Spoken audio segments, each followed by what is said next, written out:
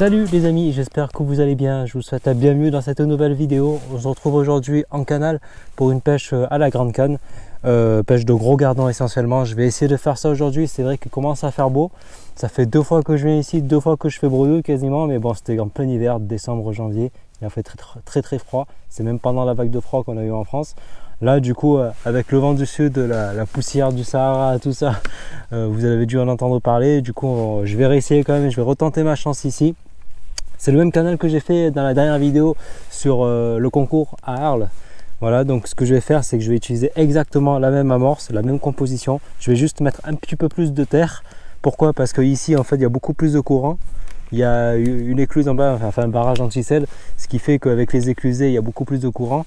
Et on le voit là clairement sur l'eau. Et en plus de ça, il y aura beaucoup plus de vent aussi aujourd'hui. Alourdir un peu les boules d'amorce, ça permet d'être un peu plus précis sur le coup. Voilà, sans plus tarder, on va mouiller tout ça. Donc je vous l'ai déjà dit, pendant le concours, j'ai fait un paquet de gros gardons, un paquet d'étangs et j'ai mis un peu de terre. Cette fois-ci, je vais mettre 1 kg de terre également. Donc ce qui fera au moins 3 kg d'amorce sèche. On va faire un gros amorçage de départ. On va pêcher au maïs, au gueuses à rubis et on va voir tout de suite ce que ça va donner. Allez, c'est parti pour le mouillage.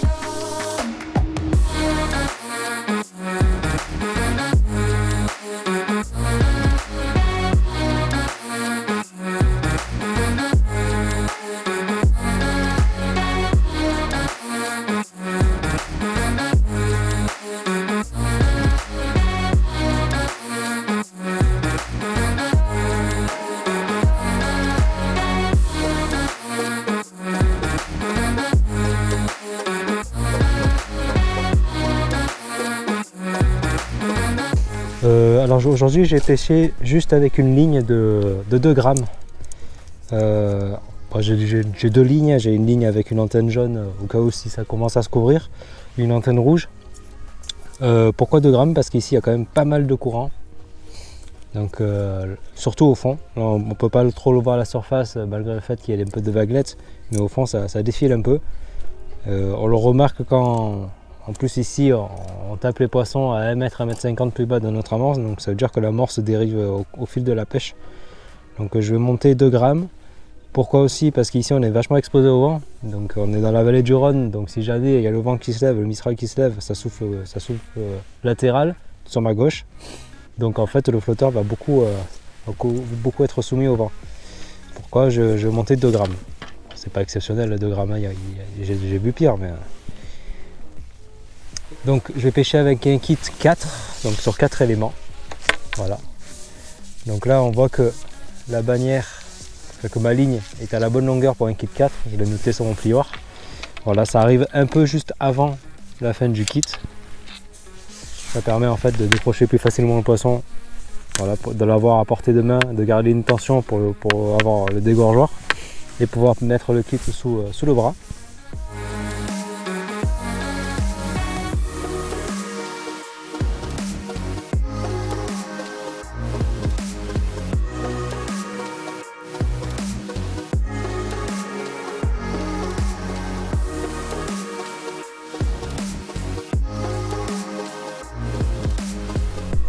Pour l'amorçage, on va régler la barre d'amorçage, comme son nom l'indique, pour que le sion trempe à peine dans l'eau au bout. Pour ça, on met bien la canne droite sur le centre de la barre. Hop, le sion trempe à peine dans l'eau ici, et on resserre. Alors forcément, la canne est un peu plus penchée vers le bas, et ça permet d'être vraiment précis lors des lancers. Parce qu'à la perspective, en fait, on peut être induit en erreur en fait par rapport à où est-ce qu'on lance les boules d'amorce. Et le fait de tremper le sion dans l'eau, on voit exactement où.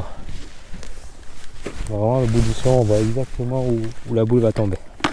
Donc pour ça, je vais commencer par un amorçage massif. Je vais lancer entre 7 et 10 boules d'amorce. Donc là, c'est pas trop la peine de les serrer parce que j'ai ajouté de la terre.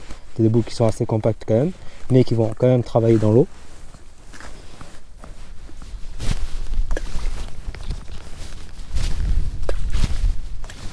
C'est quand même plus facile d'amorcer à 10 mètres qu'à 13 mètres.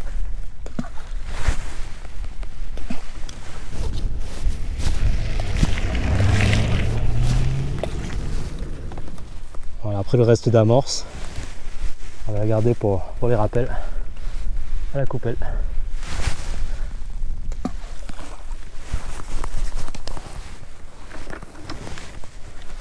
Allez, c'est parti les amis pour la pêche.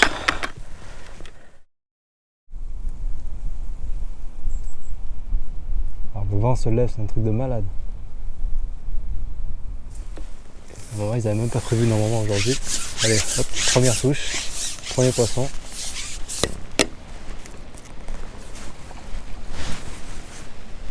Un joli gardon déjà pour commencer.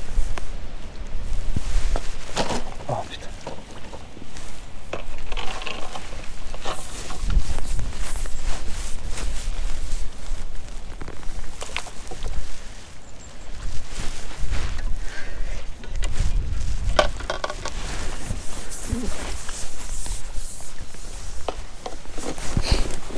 Trois gozer j'ai mis.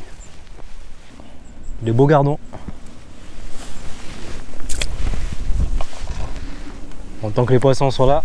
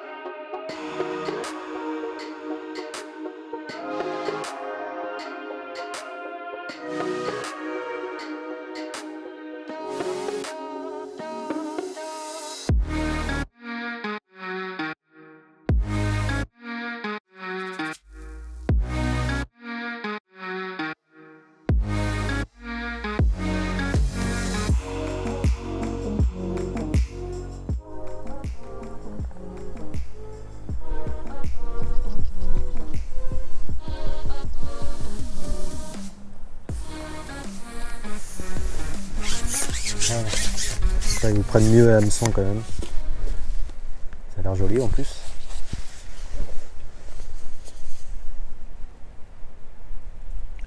Ouais, c'est joli. Un beau rectangle. Ouais, vous voyez, j'ai coupé le maïs en deux, donc ça fait quand même quelque chose de plus petit. Ça n'a pas empêché les gros de prendre.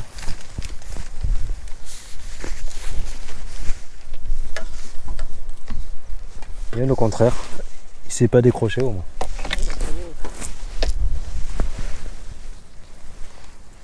Voilà. Un beau rectangle. Nickel.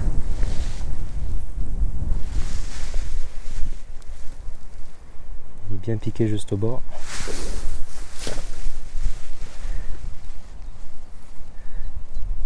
Donc soit prendre des plus petits maïs, soit prendre des maïs plus gros, mais coupés en deux pour que le poisson puisse bien le prendre en bouche et qu'il ne se décroche pas en fait pendant le combat, quoi.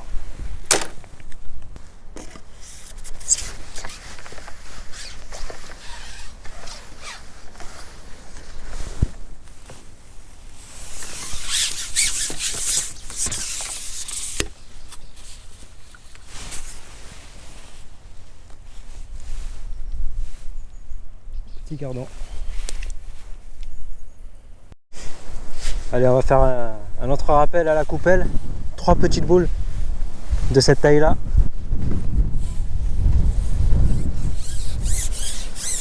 Les gros poissons sont sur le coup, donc la nourriture part très vite.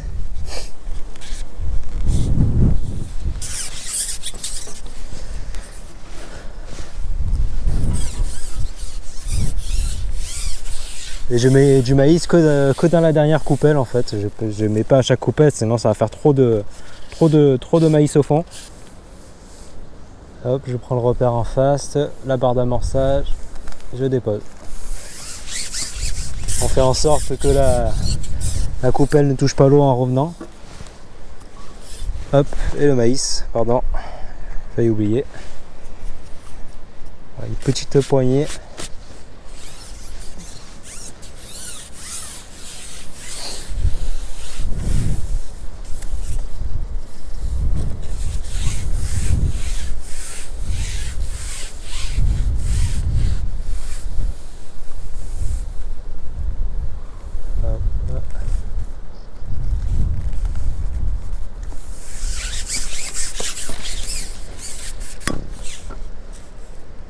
Allez.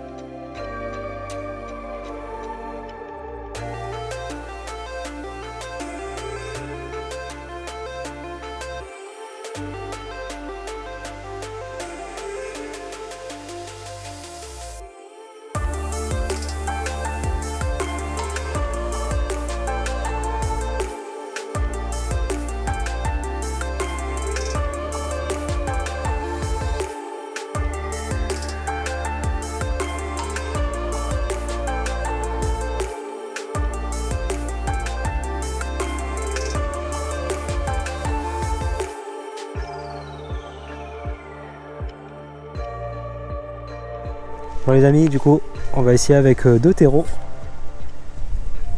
Voir si les plaquettes veulent bien prendre. Les grosses plaquettes plutôt. Deux terreaux piqués sur la tête.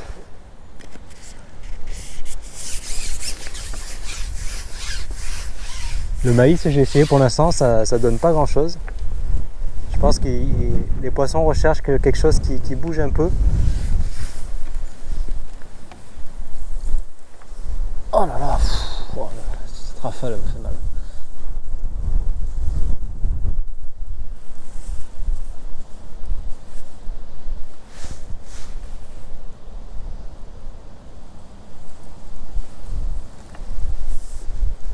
C'est gros, c'est gros. Voilà, deux terreaux, c'est plus gros. J'ai bien fait d'essayer des choses comme ça. C'est super. Un gros rectangle. À peine j'ai mis les deux terreaux, on augmente considérablement la taille des poissons.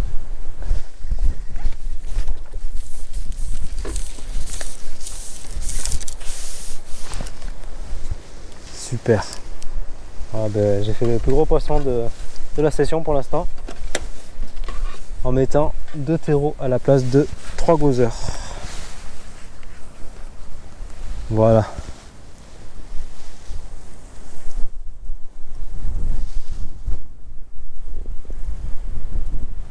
C'est magique. À peine j'ai changé deux terreaux, c'était piqué juste au bord comme il fallait.